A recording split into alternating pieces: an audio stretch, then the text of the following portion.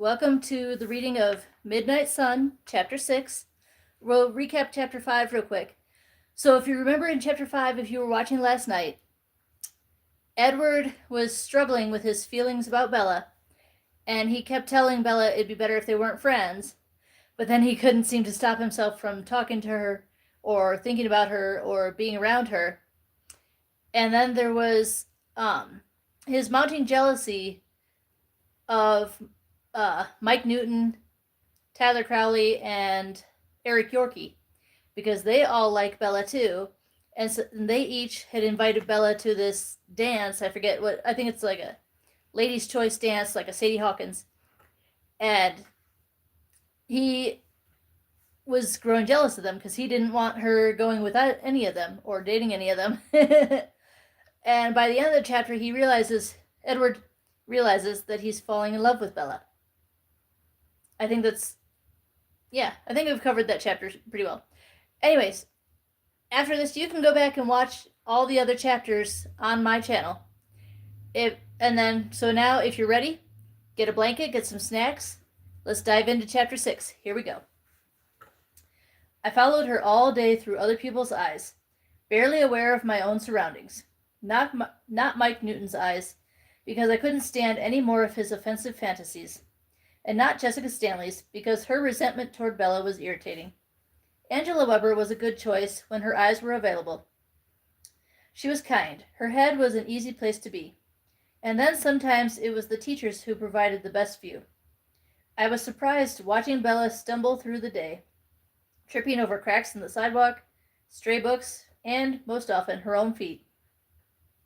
That the people I eavesdropped on thought of her as clumsy. I considered that. It was true that she often had trouble staying upright. I remembered her stumbling into the desk that first day, sliding around on the ice before the accident, staggering against the low lip of the door frame yesterday. How odd, they were right. She was clumsy. I didn't know why this was so funny to me, but I laughed out loud as I walked from American history to English, and several people shot me wary glances, then looked away quickly from my exposed teeth. How had I never noticed this before? Perhaps because there was something very graceful about her in stillness, the way she held her head, the arch of her neck. There was nothing graceful about her now. Mr. Varner watched as she caught the toe of her boot on the carpet and literally fell into her chair. Welcome, it's good to see you. I laughed again. The time moved with incredible sluggishness while I waited for my chance to see her with my own eyes. Finally, the bell rang. I strode quickly to the cafeteria to secure my spot. I was one of the first in the room. I chose a table that was usually empty and was sure to remain that way with me seated here. When my family entered and saw me sitting alone in a new place, they were not surprised. Alice must have warned them. Rosalie stalked past me without a glance. I stumble through the words sometimes.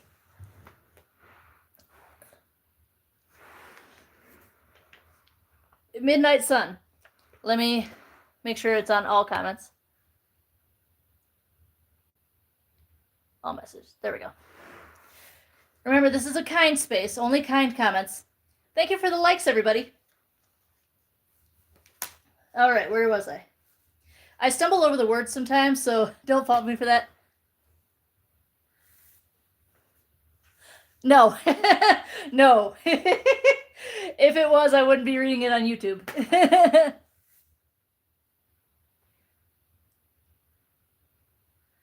I don't know what that one is. Anyways, okay. Where was it? Where was I? Okay. Rosalie stalked past me without a glance. Idiot. Rosalie and I had never had an easy relationship. I defended her the very first time she'd heard me speak, and it was downhill from that point on. But it seemed as though she was even more ill-tempered than usual the last few days. I sighed. Rosalie made everything about herself. Jasper gave me half a smile as he walked by. Good luck, he thought doubtfully. Emmett rolled his eyes and shook his head. Lost his mind, poor kid. Alice was beaming, her teeth shining too brightly. Can I talk to Bella now? Keep out of it, I said under my breath. Her face fell, and then brightened again. Fine, be stubborn. It's only a matter of time. I sighed again. Don't forget about today's biology lab, she reminded me. I nodded. It irked me that Mr. Banner had made these plans. I'd wasted so many hours in biology, sitting next to her while pretending to ignore her. It was painfully ironic to me that I would miss that hour with her today. While I waited for Bella to arrive, I followed her in the eyes of the freshman who was walking behind Jessica on his way to the cafeteria. Jessica was babbling about the upcoming dance, but Bella said nothing in response. Not that Jessica gave her much of a chance. I have a coworker like that. I have a coworker who never stops talking. The moment Bella walked through the door, her eyes flashed to the table where my siblings sat. She stared for a moment, and then her forehead crumpled and her eyes dropped to the floor. She hadn't noticed me here. She looked so sad. I felt a powerful urge to get up and go to her side, to comfort her somehow. Only I didn't know what she would find comforting. Jessica continued to jabber about the dance. Was Bella upset that she was going to miss it? That didn't seem likely. But if that were true, I wished I could offer her that option. Impossible. The physical proximity required by a dance would be too dangerous. She bought a drink for her lunch and nothing else. Was that right? Didn't she need more nutrition? I'd never paid much attention to a human's diet before. Humans were quite exasperatingly fragile. There were a million different things to worry about. Edward Cullen is staring at you again, I heard Jessica say. I wonder why he's sitting alone today. I was grateful to Jessica, though she was even more resentful now, because Bella's head snapped up and her eyes searched until they met mine.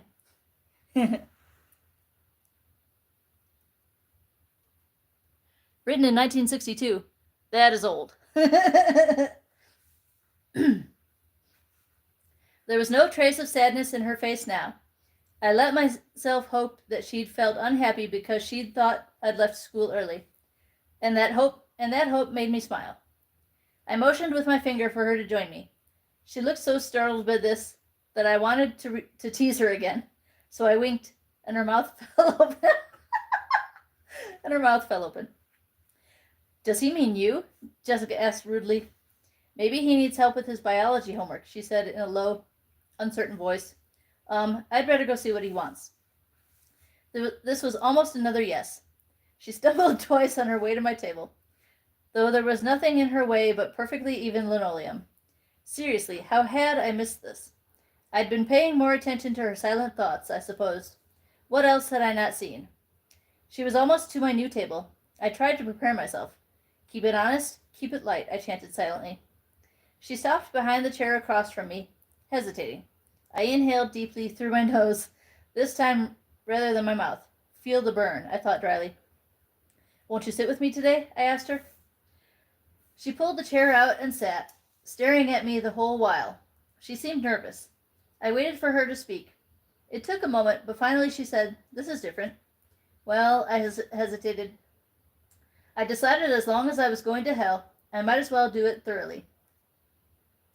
What had made me say that? I supposed it was honest, at least, and perhaps she'd hear the unsubtle warning my words implied. Maybe she would realize that she should get up and walk away as quickly as possible. She didn't get up. She stared at me, waiting as if I'd left my sentence unfinished. You know, I don't have any idea what you mean, she said, when I didn't continue. That was a relief, I smiled. I know. It was hard to ignore the thoughts screaming at me from behind her back, and I wanted to change the subject anyway. I think your friends are angry at me for stealing you. This did not appear to concern her. They'll survive. I may not give you back, though. I didn't even know if I was trying to tease her again, or just being honest now. Being near her jumbled all my thoughts. Bella swallowed loudly. I laughed at her expression. You look worried. It really shouldn't be funny. She should worry. No. I knew this must be a lie. Her voice broke, betraying her fraud. Surprised, actually. What brought all this on? I told you, I reminded her.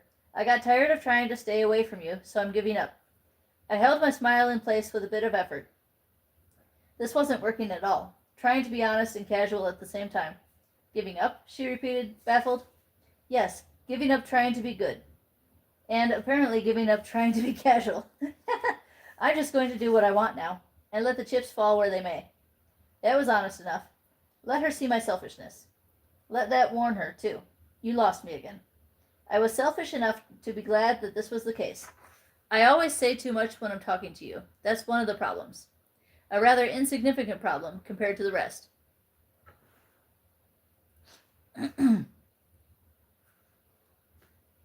Don't worry, she reassured me. I don't understand any of it. Good, then she'd stay. I'm counting on that. So, in plain English, are we friends now? I pondered that for a second. Friends, I repeated. I didn't like the sound of that. It wasn't enough. Or not, she mumbled, looking embarrassed. Did she think I didn't like her that much? I smiled. Well, we can try, I suppose. But I'm warning you now that I'm not a good friend for you. I waited for her response, torn in two, wishing she would finally hear and understand, thinking I might die if she did. How melodramatic. Her heart beat faster. You say that a lot. Yes, because you're not listening to me, I said, too intense again. I'm still waiting for you to believe it. If you're smart, you'll avoid me. I could only guess at the pain I would feel when she understood enough to make the right choice. Her eyes tightened. I think you've made your opinion on the subject of my intellect clear too. I wasn't exactly sure what she meant, but I smiled in apology, guessing that I must have accidentally offended her. So, she said slowly, as long as I'm being not smart, we'll try to be friends? That sounds about right. She looked down, staring intently at the lemonade bottle in her hands, the old curiosity tormenting me. What are you thinking? I asked. It was an immense relief to say the words out loud at last. I couldn't remember how it felt to need oxygen in my lungs, but I wondered if the relief of inhaling had been a little like this. She met my gaze, and her breathing sped while her cheeks flushed faint pink. I inhaled, tasting that in the air. I'm trying to figure out what you are. Uh-oh. I held the smile on my face, locking my features, while panic twisted through my body. Of course she was wondering that. She had a bright mind. I couldn't hope for her to be oblivious to something so obvious. Are you having any luck with that? I asked as nonchalantly as I could manage. Not too much, she admitted. I chuckled with sudden relief. What are your theories? They couldn't be worse than the truth, no matter what she'd come up with. Her cheeks burned brighter red, and she said nothing. I could feel the warmth of her blush. I would try my persuasive tone. It worked well on normal humans. I smiled encouragingly. Won't you tell me? She shook her head. Too embarrassing. Ugh. Not knowing was worse than anything else. Why would her speculations embarrass her? That's really frustrating, you know. My complaint sparked something in her. Her eyes flashed, and her words flowed more swiftly than usual. No, I can't imagine why that would be frustrating at all. Just because someone refuses to tell you what they're thinking, even if all the while they're making cryptic little remarks specifically designed to keep you up at night, wondering what they could possibly mean. Now, why would that be frustrating? I frowned at her, upset to realize that she was right. I wasn't being fair. She couldn't know the loyalties and limitations that tied my tongue, but that didn't change the disparity as she saw it. She went on, or better, say that person also did a wide range of bizarre things, from saving your life under impossible circumstances one day to treating you like a pariah the next, and he never explained any of that either, even after he promised. That also would be very non-frustrating. This is my second time reading this book. Like, I've read it once quietly on my own time, and this is the first time reading it out loud, like on live, and I'm still laughing. It was the longest speech I'd ever heard her make, and it gave me a new quality for my list. You've got a bit of a temper, don't you? I don't like double standards. She was completely justified in her irritation, of course. Don't forget to like, subscribe, and hit that bell to get notifications. Good to see you. Remember, kind comments only. I stared at Bella, wondering how I could possibly do anything right by her, until the silent shouting in Mike Newton's head distracted me. He was so irate, so immaturely vulgar, that it made me chuckle again. What? She demanded. Your boyfriend seems to think I'm being unpleasant to you. He's debating whether or not to come break up our fight. I would love to see him try. I laughed again. I don't know who you're talking about, she said in an icy voice, but I'm sure you're wrong anyway. I very much enjoyed the way she disowned him with one indifferent sentence. I'm not. I told you, most people are easy to read. Except me, of course. Yes, except for you. Did she have to be the exception to everything? I wonder why that is. I stared into her eyes, trying again. She looked away, then opened her lemonade and took a quick drink, her eyes on the table. Aren't you hungry? I asked. No, she eyed the empty space between us. You? No, I'm not hungry, I said. I was definitely not that. She stared down, her lips pursed. I waited. Can you do me a favor? She asked, suddenly meeting my gaze again. What would she want from me? Would she ask for the truth that I wasn't allowed to tell her? The truth I didn't want her to ever know? That depends on what you want. It's not much, she promised. I waited, curiosity flaring excruciatingly as usual. I just wondered, she said slowly, staring at the lemonade bottle, tracing its lip with her littlest finger. If you could warn me beforehand, the next time you decide to ignore me for my own good, just so I'm prepared. She wanted a warning. Then being ignored by me must be a bad thing. I smiled. That sounds fair, I agreed. Thanks, she said, looking up. Her face was so relieved that I wanted to laugh with my own relief. Then can I have one in return? I asked hopefully. One, she allowed. Tell me one theory. She flushed. Not that one. You didn't qualify, you just promised one answer. I argued. And you've broken promises yourself, she argued back. She had me there. Just one theory. I won't laugh. Yes, you will. She seemed very sure of that, though I couldn't imagine anything that would be funny about it. I gave persuasion another try. I stared deep into her eyes, an easy thing to do with the eyes so deep, and whispered, Please? She blinked, and her face went totally blank. Well, that wasn't exactly the reaction I'd been going for. What? She asked. A second later, she looked disoriented. Was something wrong with her? I tried again. Please tell me just one little theory, I pleaded in my soft, non-scary voice, holding her gaze in mine. To my surprise and satisfaction, it finally worked. Well, bitten by a radioactive spider. Comic books? No wonder she thought I would laugh. That's not very creative, I chided her, trying to hide my fresh relief. I'm sorry, that's all I've got, she said, offended. This relieved me even more. I was able to tease her again. You're not even close. No spiders? Nope. And no radioactivity? None. Dang, she sighed. Kryptonite doesn't bother me either, I said quickly, before she could ask about bites. And then I had to chuckle, because she thought I was a superhero. You're not supposed to laugh, remember? I pressed my lips together.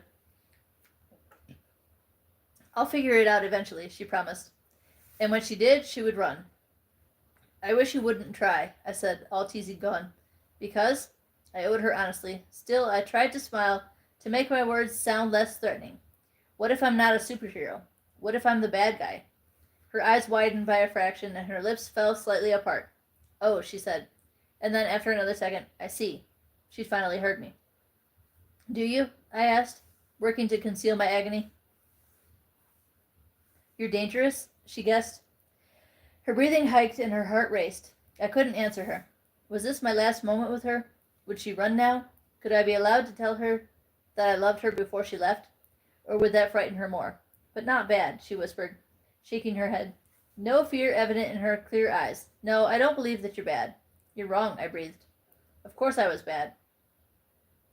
Wasn't I rejoicing now, finding she thought better of me than I deserved? If I were a good person, I would have stayed away from her. I stretched my hand across the table, reaching for the lid to her lemonade bottle as an excuse. She did not flinch away from my suddenly closer hand. She really was not afraid of me.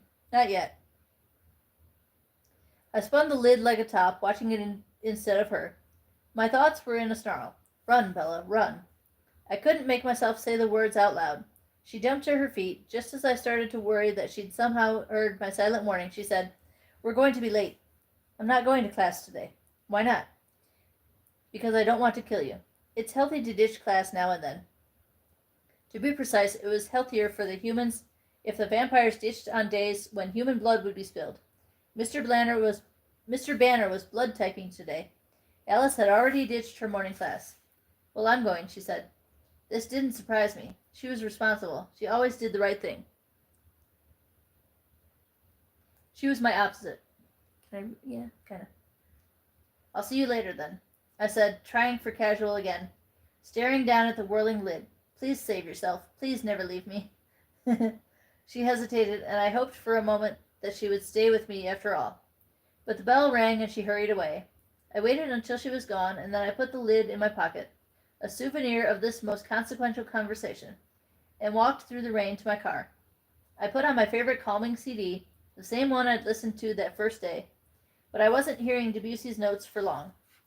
Other notes were running through my head, a fragment of a tune that pleased and intrigued me. I turned down the stereo and listened to the music in my head, playing with the fragment until it evolved into a fuller harmony. Automatically, my fingers moved in the air over imaginary piano keys. This is where he starts writing or composing Bella's Lullaby. You can look that up on YouTube, Bella's Lullaby. I can't really hum it very well. The new composition was really coming along when my attention was caught by a wave of mental anguish. Is she going to pass out? What do I do? Mike panicked. 100 yards away, Mike Newton was lowering Bella's limp body to the sidewalk. She slumped unresponsively against the wet concrete, her eyes closed, her skin chalky as a corpse. I nearly took the door off the car. Bella, I shouted. There was no change in her lifeless face when I yelled her name. My whole body went colder than ice. This was like confirmation of every ludicrous scenario I'd imagined. The very moment she was out of my sight. I was aware of Mike's aggravated surprise as I sifted furiously through his thoughts. He was only thinking of his anger toward me. So I didn't know what was wrong with Bella. If he'd done something to harm her, I would annihilate him. Not even the tiniest fragment of his body would ever be recovered. What's wrong? Is she hurt? I demanded, trying to focus his thoughts. It was maddening to have to walk at a human pace. I should not have called attention to my approach. Then I could hear her heart beating and her even breath. As I watched, she squeezed her eyes more tightly shut. That eased some of my panic. I saw a flicker of memories in Mike's head, a splash of images from the biology room. Bella's head on our table, her fair skin turning green. Drops of red against the white cards. Blood typing. I stopped where I was, holding my breath. Her scent was one thing. Her flowing blood was another altogether. I think she's fainted, Mike said, anxious and resentful at the same time. I don't know what happened. She didn't even stick her finger. Relief washed through me, and I breathed again, tasting the air. Ah, I could smell the tiny bleed of Mike Newton's punctured wound. Once, that might have appealed to me. I knelt beside her while Mike hovered next to me, furious at my intervention. Bella, can you hear me? No, she moaned. Go away. The relief was so exquisite that I laughed. She wasn't in danger. I was taking her to the nurse, Mike said, but she wouldn't go any farther. I'll take her. You can go back to class, I said dismissively. Mike's teeth clenched together. No, I'm supposed to do it. I wasn't going to stand around arguing with the moron. Thrilled and terrified, half grateful to and half aggravated by the predicament that made touching her a necessity, I gently lifted Bella from the sidewalk and held her in my arms, touching only her rain jacket and jeans, keeping as much distance between our bodies as possible. I was striding forward in the same movement, in a hurry to have her safe. Farther away from me, in other words. Her eyes popped open, astonished. Put me down, she ordered in a weak voice, embarrassed again. I guessed from her expression she didn't like to show weakness, but her body was so limp I doubted she would be able to stand on her own, let alone walk. I ignored Mike's shouted protest behind us. You look awful, I told her, unable to stop grinning, because there was nothing wrong with her but a light head and a weak stomach. Put me back on the sidewalk, she said. Her lips were white. So you faint at the sight of blood? A twisted kind of irony. She closed her eyes and pressed her lips together. And not even your own blood, I added, my grin widening.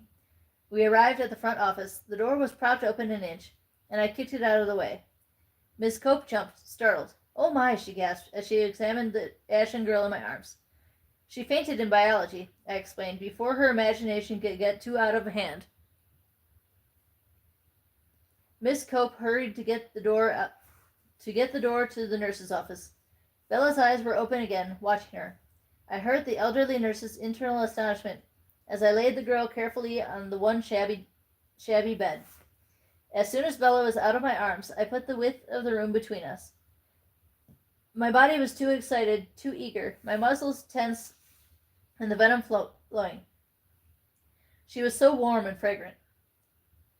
She's just a little faint, I reassured Mrs. Hammond. They're blood typing in biology. She nodded, understanding now. There's always one. I stifled a laugh. Trust Bella to be that one. Just lie down for a minute, honey, Mrs. Hammond said. It'll pass. I know, Bella said. Does this happen a lot? The nurse asked. Sometimes, Bella admitted. I tried to disguise my laughter as coughing. This brought me to the nurse's attention.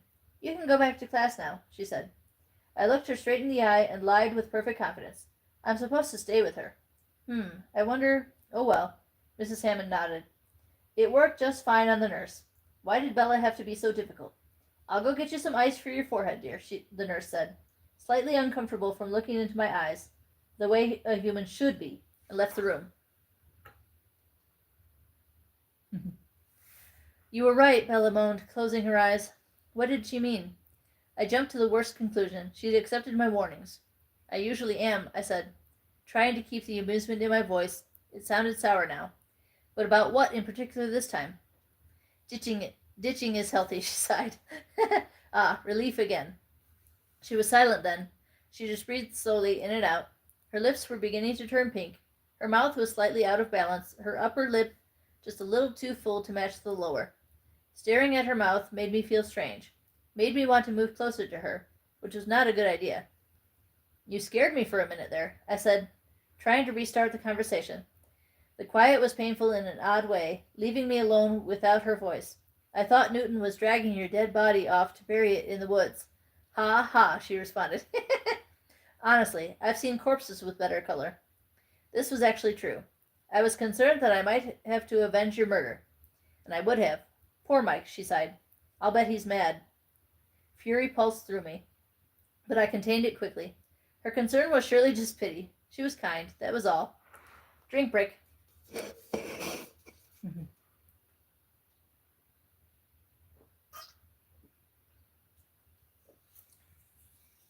How's everybody doing? Are you comfy? You got snacks? Don't forget to like, subscribe, and hit that bell to get notifications. He absolutely loathes me, I told her, cheered by that idea. You can't know that. I saw his face. I could tell. It was probably true that reading his face would have given me enough information to make that particular deduction. All this practice with Bella was sharpening my skill. How did you see me? I thought you were ditching. Her face looked better. The green undertone had vanished from her translucent skin. I was in my car, listening to a CD. Her mouth twitched, like my very ordinary answer had surprised her somehow. She opened her eyes again when Mrs. Hammond returned with an ice pack. Here you go, dear, the nurse said, as she laid it across Bella's forehead. You're looking better. I think I'm fine, Bella said, and she sat up while pulling the ice pack away. Of course, she didn't like to be taken care of. Mrs. Hammond's wrinkled hands fluttered toward the girl, as if she were going to push her back down. But just then Miss Cope opened the door to the office and leaned in. With her appearance came the smell of fresh blood, just a whiff. Invisible in the office behind her, Mike Newton was still very angry, wishing the heavy boy he'd dragged now was the girl who was in here with me. We've got another one, Miss Cope said. Bella quickly jumped down from the cot, eager to be out of the spotlight. Here, she said, handing the compress back to Mrs. Hammond. I don't need this. Mike grunted as he half-shoved Lee Stevens through the door. Blood was still dripping down the hand Lee held to his face, trickling toward his wrist. Oh no, this was my cue to leave. And Bella's too, it seemed. Go out to the office, Bella. She stared up at me, surprised. Trust me, go. She whirled and caught the door before it swung shut, rushing through to the office. I followed a few inches behind her. Her swinging hair brushed my hand. She turned to look at me, still unsure. You actually listened to me. That was a first. Her small nose wrinkled. I smelled the blood. I stared at her in blank surprise. People can't smell blood. Well, I can. That's what makes me sick. It smells like rust and salt. My face froze, still staring. Was she really even human? She looked human. She felt soft as a human. She smelled human. Well, better actually.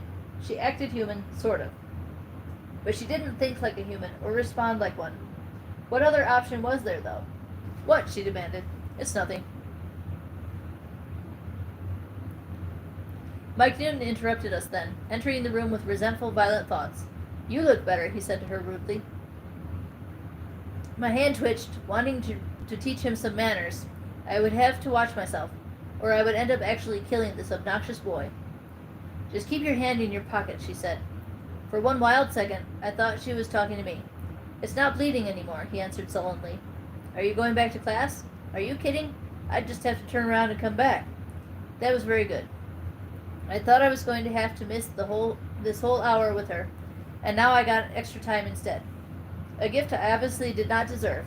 Yeah, I guess, Mike mumbled. So are you going this weekend? To the beach? What was this? They had plans.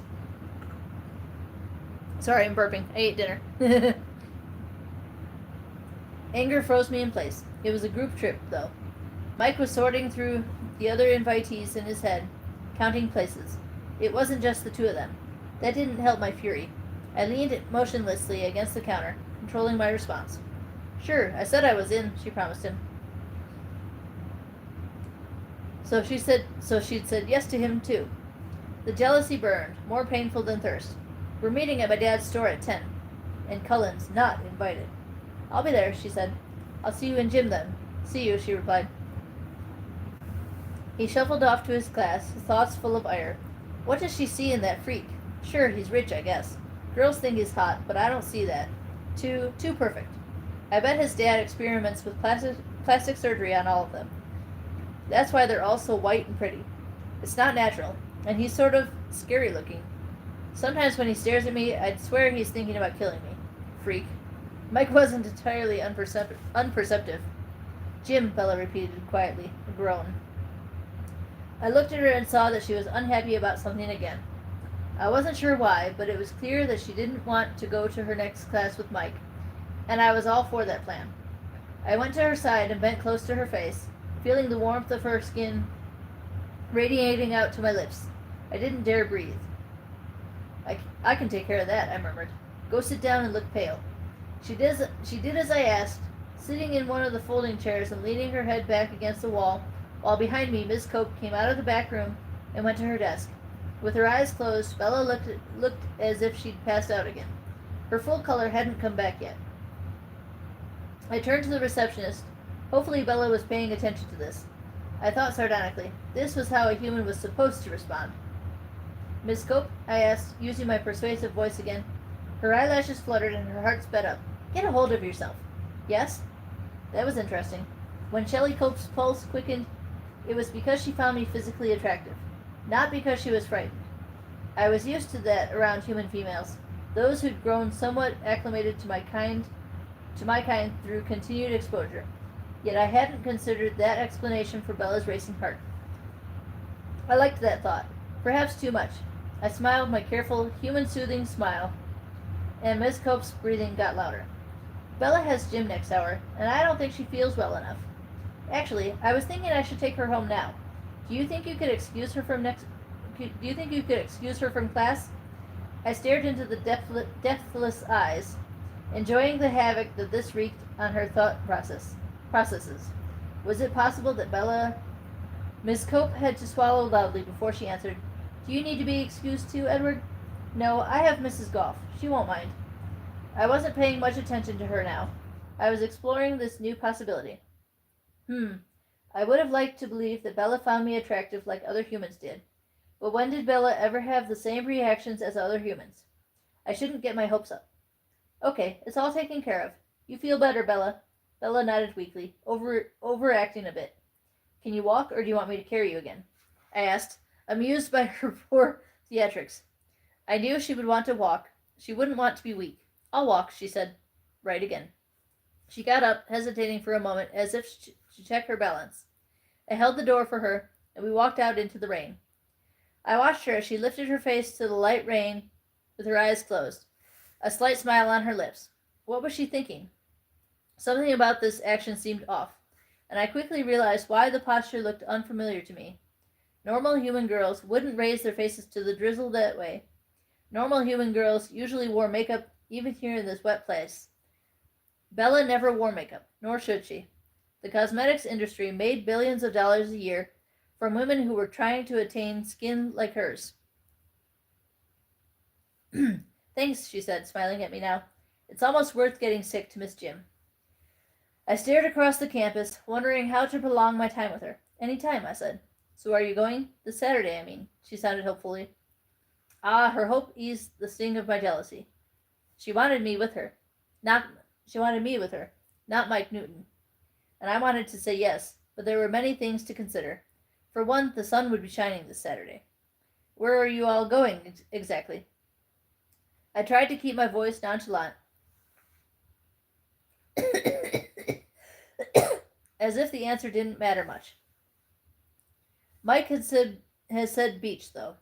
Not much chance of avoiding sunlight there. Emmett would be irritated if I canceled our plans, but that wouldn't stop me if there was any way to spend the time with her. Down to La Push, to First Beach. It was impossible then. I managed my disappointment, then glanced down at her, smiling wryly. I really don't think I was invited. She sighed, already resigned. I just invited you. Let's you and I not push poor Mike any further this week. We don't want him to snap. I thought about snapping poor Mike myself, and enjoyed the mental picture intensely. Mike Schmike, she said, dismissive again. I smiled, and then she started to walk away from me. Without thinking about my action, I automatically reached out and caught her by the back of her rain jacket. She jerked to a stop. Where do you think you're going? I was upset, almost angry that she was leaving. I hadn't had enough time with her. I'm going home, she said, clearly baffled as to why this should upset me. Didn't you hear me promise to take you safely home? Do you think I'm going to let you drive in your condition? I knew she wouldn't like that, by implication of weakness on her part, but I needed to practice for the Seattle trip, to see if I could handle her proximity in an enclosed space. This was a much shorter journey. What condition? She demanded. And what about my truck? I'll have Alice drop it off after school. I pulled her back toward my car carefully. Apparently, walking forward was challenging enough for her. Let go, she said, twisting sideways and nearly tripping. I held one hand out to catch her, but she righted herself before it was necessary. I shouldn't be looking for excuses to touch her. That started me thinking again about Miss Cope's reaction to me, but I filed it away for later. There was much to be considered on that front. I let her go as she asked, and then regretted it. She immediately tripped and stumbled into the passenger door of my car. I would have to be even more careful to take into account her poor balance. You are so pushy. She was right. My behavior was odd, and that was the kindest description. Would she tell me no now? Ooh, hang on. I need a Tums real quick. Ugh.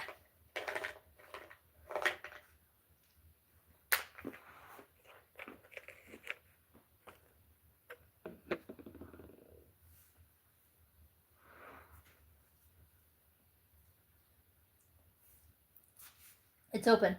I got on my side and started the car. She held her body rigidly, still outside, though the rain had picked up, and I knew she didn't like the cold and wet. Water was soaking through her thick hair, darkening it to near black. I am perfectly capable of driving myself home. Of course she was. But I craved her time in a way that I'd never really wanted anything else before.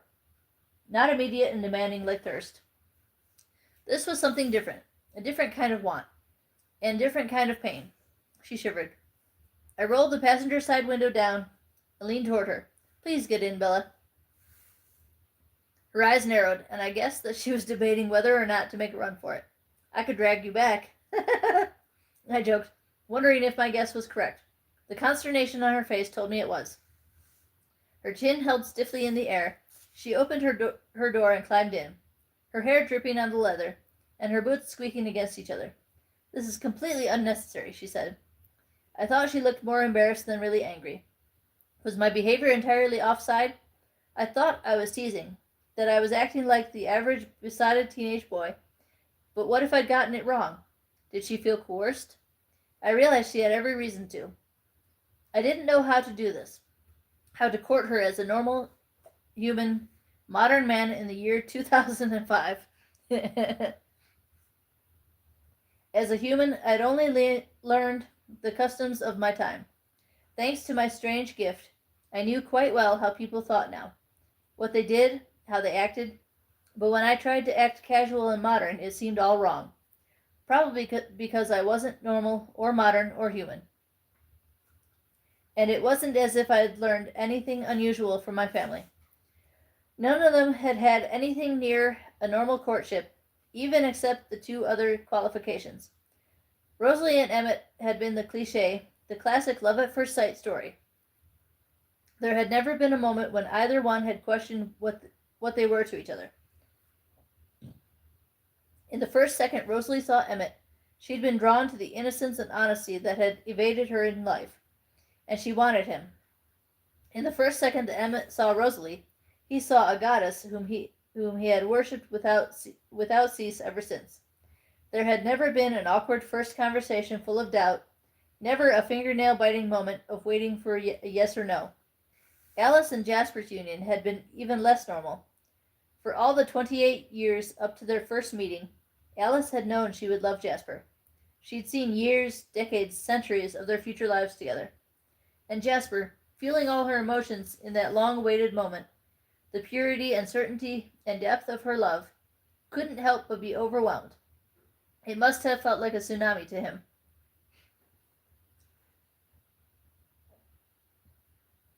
Carlyle and Esme had been slightly more typical than the others, I supposed. Esme had already been in love with Carlyle, much to his shock, but not through any mystical, magical means. Ugh. She'd met Carlyle as a girl, and, drawn to his gentleness, wit, and otherworldly beauty, formed an attachment that had haunted her for the rest of her human years. Life had not been kind to Esme, and so it was not surprising that this golden memory of a good man had never been supplanted in her heart. After the burning torment of transformation, when she had awakened to the face of her long-cherished dream, her affections were entirely his. I'd been on hand to caution Carlyle about her unforeseen reaction. He'd expected that she would be shocked by her transformation, traumatized by the pain, horrified by what she'd become, much as I had been. He'd expected to have to explain and apologize, to soothe and to atone. He knew there was a good chance that she would have preferred death, that she would despise him for the choice made without her knowledge or consent. So the fact that she had been immediately prepared to join this life, not really the life, but to join him, was not something he was ready for. He'd never seen himself as a possible object of romantic love before that moment. It seemed contrary to what he was, a vampire, a monster. The knowledge I gave him changed the way he looked at Esme, the way he looked at himself. Can you see the book okay?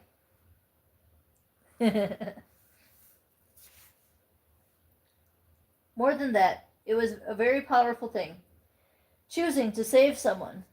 It was not a decision any sane individual made lightly. When Carlyle chose me, he'd already felt a dozen binding emotions toward me before I'd even awakened to what was happening. Responsibility, anxiety, tenderness, pity, hope, compassion. There was a natural ownership to the act that I'd never experienced. Only heard about through his thoughts and Rosalie's. He had already felt like my father before I knew his name. For me, it was effortless and instinctive to fall into my role as son. Love came easily, though I'd always attributed that more to who he was as a person than to his initiating my conversion. I told you I stumble over the words sometimes. So whether for these reasons, or whether it was because Carlyle and Esme were simply meant to be, even with my gift to hear it all as it happened, I would never know. She loved him, and he quickly found he could return that love. It was a very short period of time before his surprise changed to wonder, to discovery, and to romance. So much happiness. Ooh, drink break.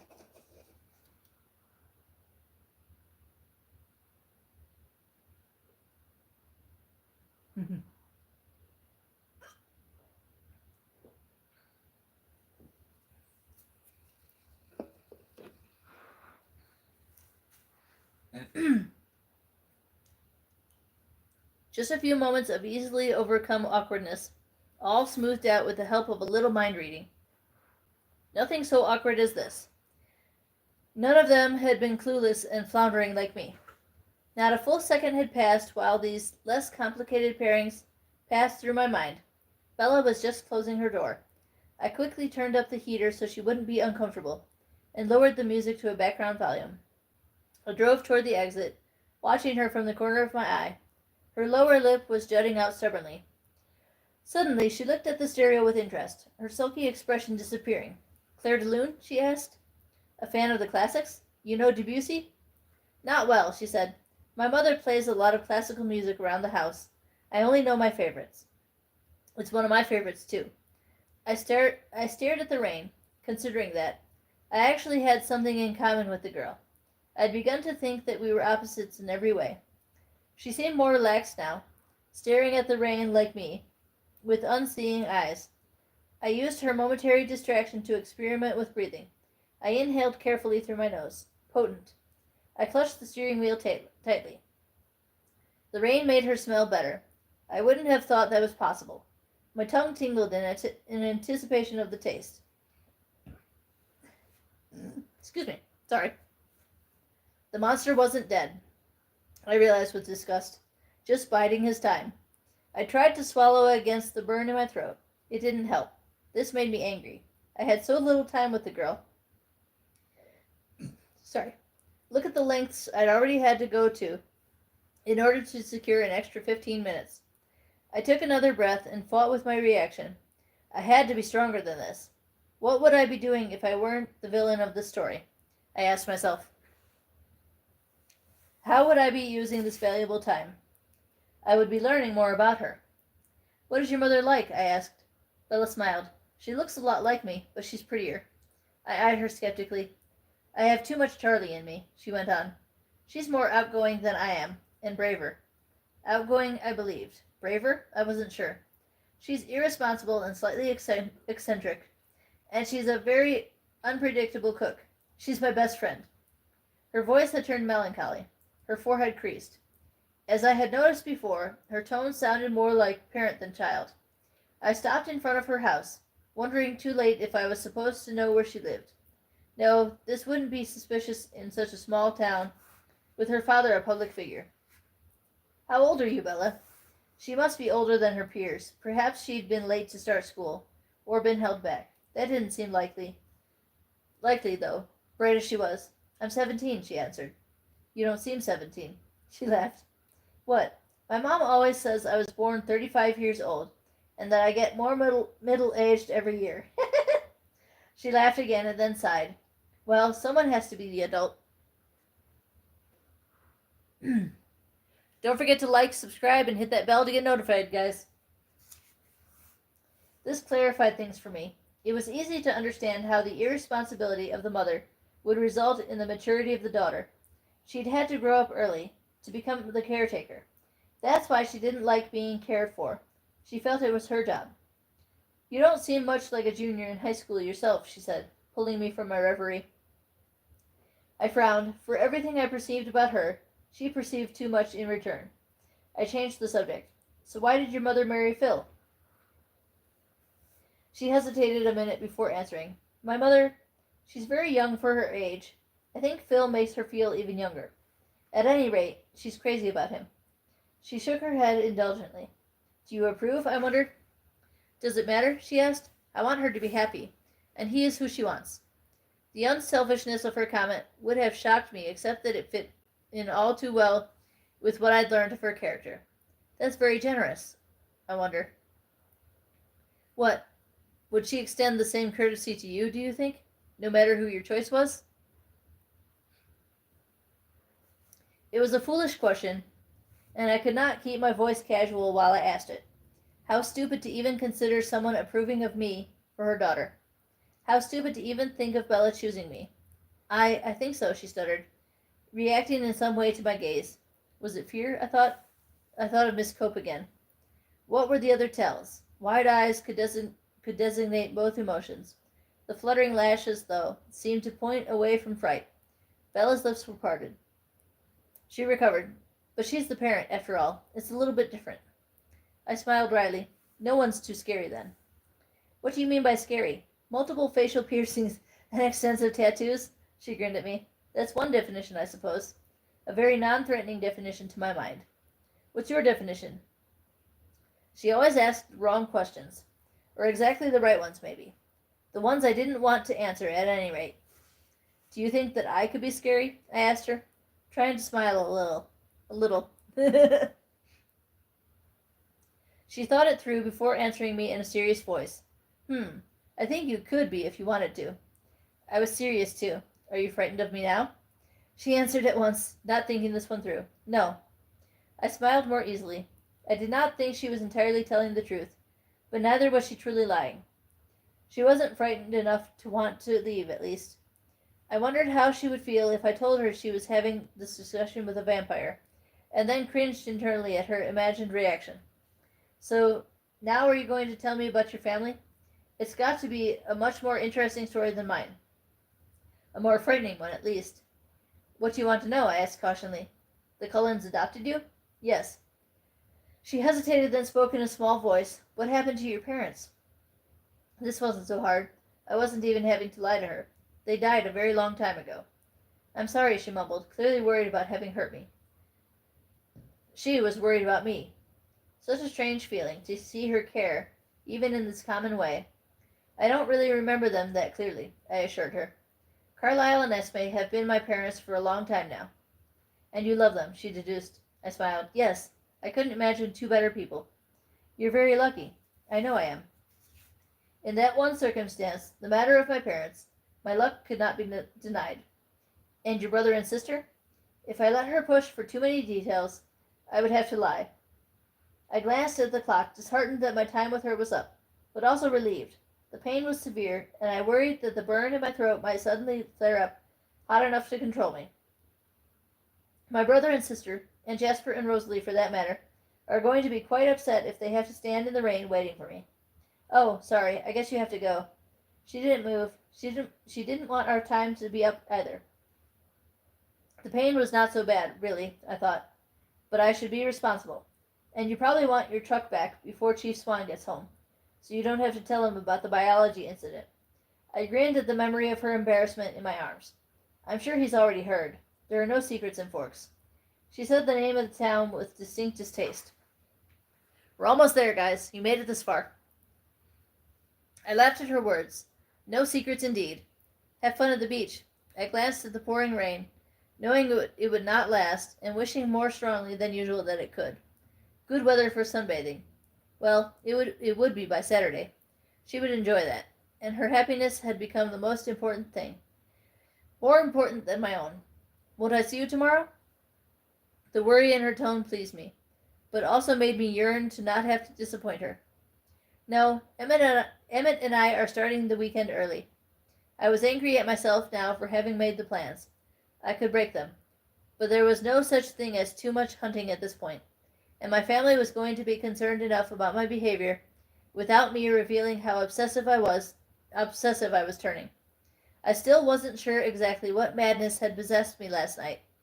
I really needed to find a way to control my impulses. Perhaps a little distance would help with that. What are you going to do? She asked, sounding not at all happy with my revelation. More pleasure, more pain. We're going to be hiking in the Goat Rocks wilderness, just south of Rainier. Emmett was eager for bear season. Oh, well, have fun, she said half-heartedly. Her lack of enthusiasm pleased me again. As I stared at her, I began to feel almost agonized at the thought of saying even a temporary goodbye. She was so soft, so vulnerable. It seemed foolhardy to let her out of my sight, where anything could happen to her. And yet, the worst things that could happen to her would result from being with me. Will you do something for me this weekend? I asked seriously. She nodded, though clearly mystified by my intensity. Keep it light.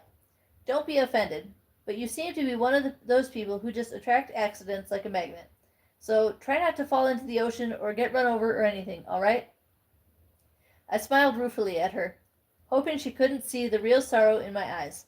How much I wished that she wasn't so much better off away from me, no matter what might happen to her there. Run, Bella, run. I love you too much for your good or mine. She was offended by my teasing. I must have done it wrong again. She glared at me. I'll see what I can do, she snapped, jumping out into the rain and slamming the door as hard as she could behind her.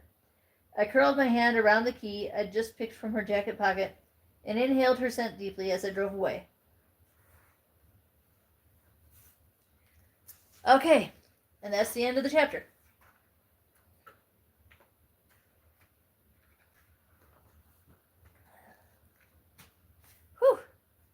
That was another long one. Not as long as last night's, but still another long one. Give me a second to review the comments here. Oh, let's see. Okay.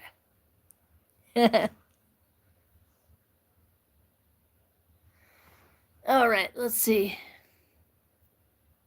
So don't forget to like, subscribe, and hit that bell to get notified. I will see you all probably tomorrow. I love you. Stay safe, stay healthy, and be kind. I love you.